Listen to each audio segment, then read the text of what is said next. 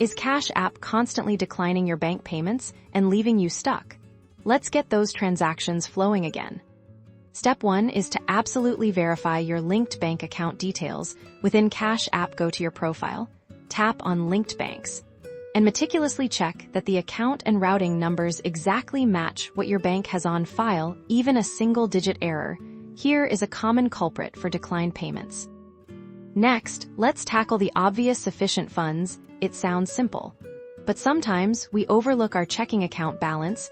Make sure you have enough money in the account linked to Cash App to cover the payment you're trying to make, plus any potential buffer for other immediate transactions. If your details are correct and funds are ample, it's time to contact your bank directly. They are the ultimate gatekeepers of your transactions.